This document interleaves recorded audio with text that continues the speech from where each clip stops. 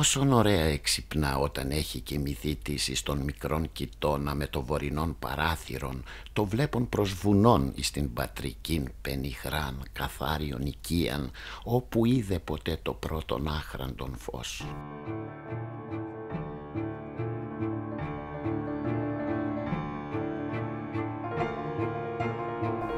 Πόσον ωραία εξυπνά μια πρωία του Ιουνίου, όταν έχει επανακάμψει στον τόπο της γεννήσεώς του με τα πουσίαν 7 ετών. Οπόσε μεταβολέ εντός τόσου χρόνου, όλα σχεδόν ήσαν ως νέα πλάσης διεμέ.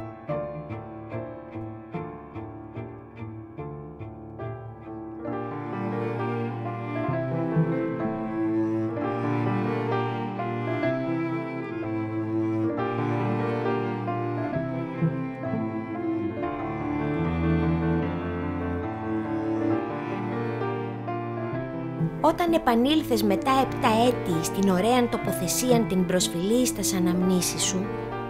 δεν ήταν ο Φεβρουάριος ο μήν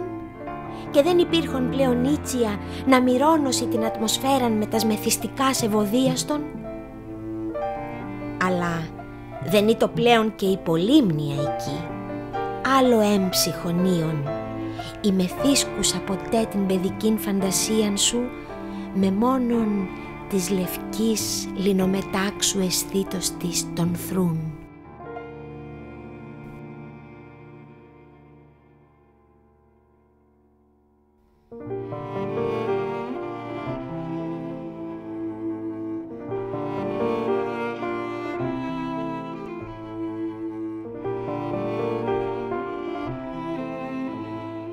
Παρά την όχθην της ωραίας λίμνης, όπου υπήρχεν εις ουρανός επάνω και άλλος ουρανός εφαίνετο κάτω,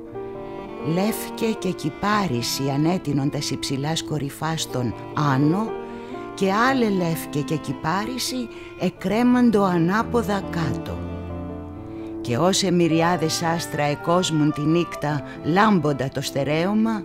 άλλε τόσε μυριάδες έλαμπαν τρεμοσβήνοντα κάτω εις τον πυθμένα.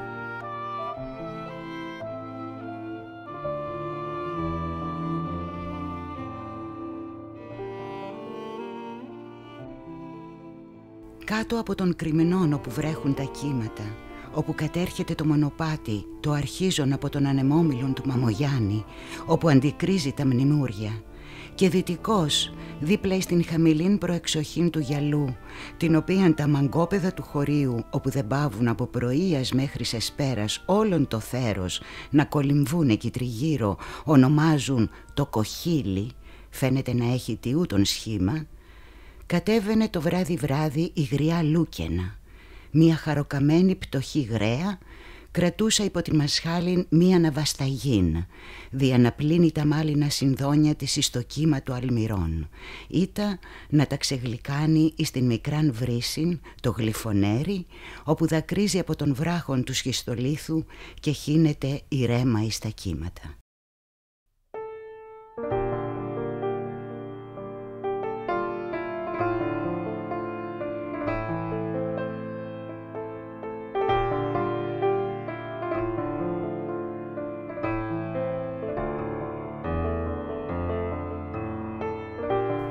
Κατέβαινε σιγά των κατήφορων το μονοπάτι και με ψήθυρον φωνήν έμελπεν εν πένθυμον βαθύ μυρολόγοι, φέρουσα άμα την παλάμινη στο μέτωπόν της, δια να σκεπάσει τα όματα από το θάμβος του ηλίου, όπου ευασίλευεν στο βουνόν αντικρή, και οι ακτίνες του εθόπευον κατέναντί της των μικρών περίβολων και τα μνήματα των νεκρών, πάλευκα, ασβεστομένα, λάμποντα εις τας τελευταίας του ακτίνας.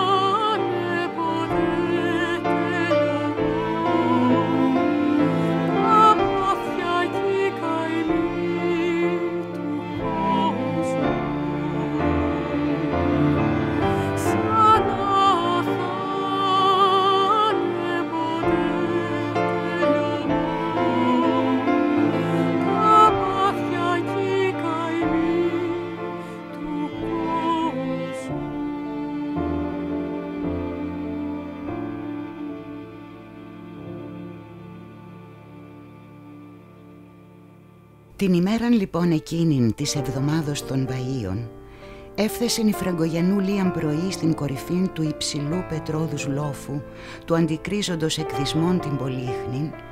και οπόθεν μελαγχολικόν πίπτει το βλέμμα επί του μικρού κημητηρίου απλουμένου κάτω επί υψηλής θαλασσοπλήκτου λωρίδος γης με τα λευκά μνήματα, και ευθύς φεύγει ζητούν φεδρότητα και ζωήν εις τα γαλανά κύματα, εις τον ευρύν τριπλούν λιμένα και εις τα χλωερά χαρίεντα νησίδια, τα φράτοντα τούτων εξ Ανατολών και μεσημβρίας.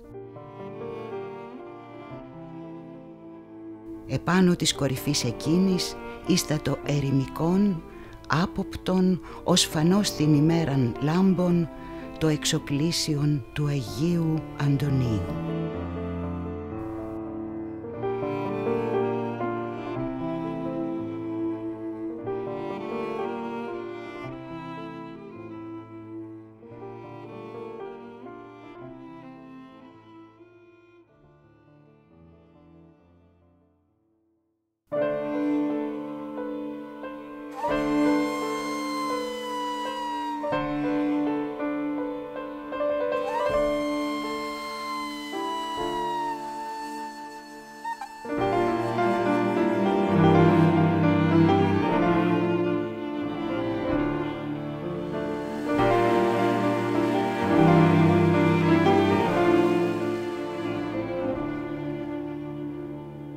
Ταχαίως έκλεινεν η ημέρα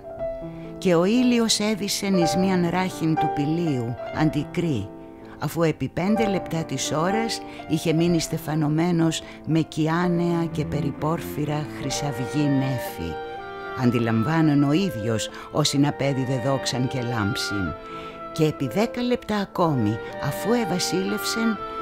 ακτίνες της στέψεώς του έμειναν χρυσοφαείς, πορφυρίζουσε, κιανίζουσε, βάπτουσε το βουνόν με ιώδες χρώμα.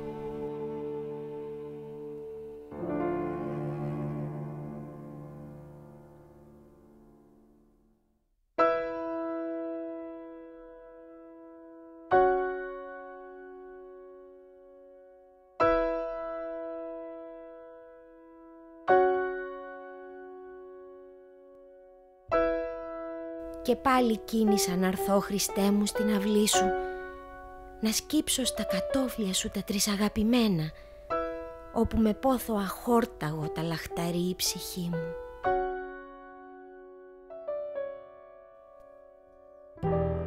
Έλαμψε δε τότε ο ναός όλος και ίστραψεν επάνω εις το θόλον ο Παντοκράτορ με την μεγάλην και επιβλητικήν μορφήν. Και εκτινοβόλησε το επίχρυσον και λεπτουργημένον με μυρίας γλυφάς τέμπλων, με τας περικαλείς της αρίστης βυζαντινής τέχνης εικόνας του, με την μεγάλην εικόνα της γεννήσεως, όπου παρθένος καθέζεται τα χερουβίμ μιμουμένη, όπου θεσπεσίως μαρμέρουσιν εμορφέ του θείου βρέφους και της αμόμου λεχούς, όπου ζωντανέ παρίστανται εόψεις των αγγέλων, των μάγων και των ποιμένων, όπου νομίζει της ότι στήλβει ο χρυσός, ευωδιάζει ο Λίβανος και βαλσαμώνει η Σμύρνα, και όπου ως εάν η γραφική ελάλη φαντάζεται της επί μίαν στιγμήν ότι ακούει το «Δόξα εν υψής της Θεό».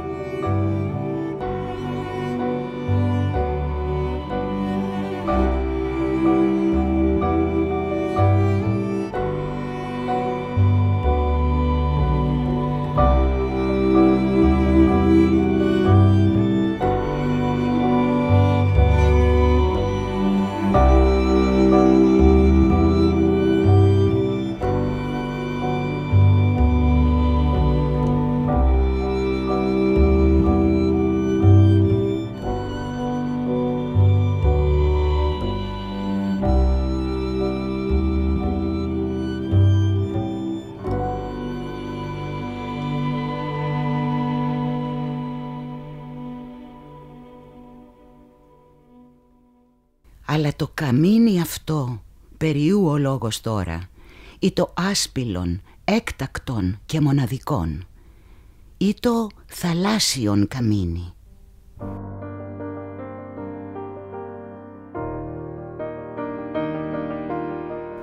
Εκεί, άμα κάμψεις τον κάβον της Πούντας, της άκρης του λιμένος, ο λίγων προς Ανατολάς, εις την αρχήν του πελάγους, πλησίον εις την Άρκον και την Τριπτήν, τας δύο αδελφάς νησίδας, όπου η μία κρύπτεται όπισθεν της άλλης, όπως κόρη εντροπαλή, φοβουμένη να αντικρίσει των ξένων τα βλέμματα, προσπαθεί να κρυφθεί όπισθεν των ώμων της μητρός της, και αντικρεί εις το Ασπρόνησον, όπου οι γλάροι κρόζουν των πλέον πένθυμων κρογμόντων, όπου αντυχεί βαθιά εις τα θαλάσσια άντρα, εις τα Σφολεάς, όπου κρύπτονται τα αγριοπερίστερα με απότομων πτερυγισμών, εκεί όπου χορεύει συνοθούμενον από 3 Αιγιαλούς με φλίσβων και πλατεγισμών το κύμα. Εκεί σχηματίζεται μέγα επιστεφές άντρων με πλατή χάσμα κυκλοτερές υψηλά, κομμών από πλουσίαν λοφιάν κομμάρων και σχήνων. Κάτω το στόμιον υψηλών, θολωτών, ανοίγεται εις το πέλαγος, οπόθεν εισραίει ακράτητον το κύμα, εις βάθος πλέον η αναστήματος ανδρός. Μέσα εις το άντρον το ευρύ, η σπηδά το διαυγές, αλμυρών άμα, πλήττει την μίαν πλευράν, πλήττει την άλλην, χορεύει, σκυρτά και φαίνεται ως να ψάλει με ιάμβους και αναπέστους εις δόριον ήχων. Η κάμινος σωτήρ εδροσίζετο, οι πέδες δε χορεύοντες έψαλον, ο των πατέρων Θεός ευλογητός ή.